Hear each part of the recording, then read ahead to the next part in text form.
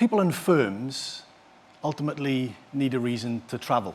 I think that's an obvious point, but we need to think about airport use in that sense. Airport use is what we would call derived demand. You have to have a reason to use it. So improving airports, wherever they may be, won't solve some of the economic challenges that we particularly see in our cities outside of the Greater Southeast. We have exactly the same conversation going on in relation to HS2 right now.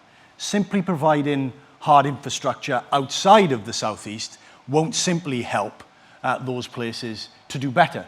We need to think about how we can stimulate demand for the use of those resources, whether it's rail or whether it's airport. And I'm giving you 4 sets of statistics that just gives you a sense as to the nature and scale of the demand in London and therefore in the Southeast and I think outside it. So the first one is around firms with international markets. Those firms that trade outside of the UK with international markets. When you look at the small firm base in London, a quarter of small firms trade internationally. In Manchester, that number is 13%. In Liverpool, it's less than 10%, it's 9%, and in Leeds, it's 13%. So international trade, markedly different between our different cities up and down the country. Second set of statistics, skilled workers. We know skilled workers, particularly higher skilled workers, travel more.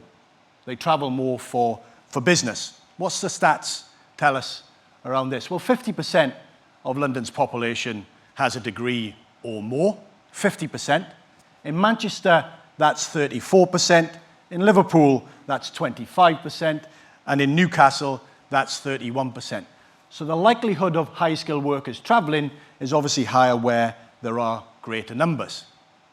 What firms rely on international connections? Well, it's typically those firms that are knowledge-intensive in my world, those that trade in innovation and in ideas.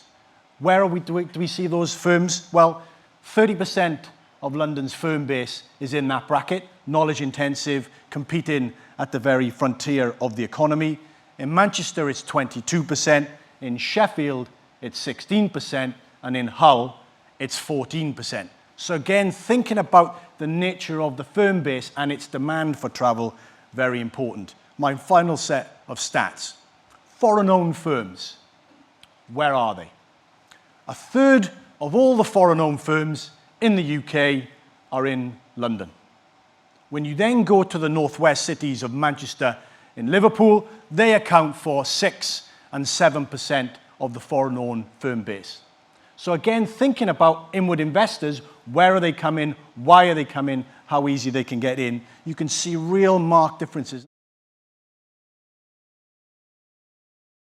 We need to think about the reasons for people and firms to use airports and to use our infrastructure in the first place, providing that infrastructure will be neither here nor there for many, many places, not least because we know there is existing capacity in the system. This is why the government is where it is in terms of its rhetoric and its policies around rebalancing the economy. A recognition we need to stimulate the demand, the quality of economic performance in places outside of the Greater Southeast. You've heard already from Lady Common about the Northern Powerhouse. This is trying to bring scale to those individual northern cities running through Liverpool all the way to Hull.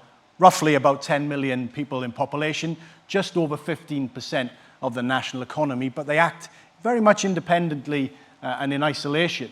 Bringing them together via transport gives us a scale that drives some of the other demand factors that I've just been outlining. And then the second aspect of the government's agenda is very much around devolution, very much around giving Greater Manchester, giving Greater Leeds, Greater Sheffield, etc., more control over the finances and the policies that drive economic performance, whether it's skills, whether it's innovation, whether it's transport, whether it's housing. Many of those things that London already has via the Mayor and the GLA are not there in other cities. So giving those cities control or greater control over those aspects hopefully drives the need for improvements in demand, which then means, hopefully, if we're successful, then the need to travel outside of London will also grow and all our regional airports will be super successful. Thank you very much.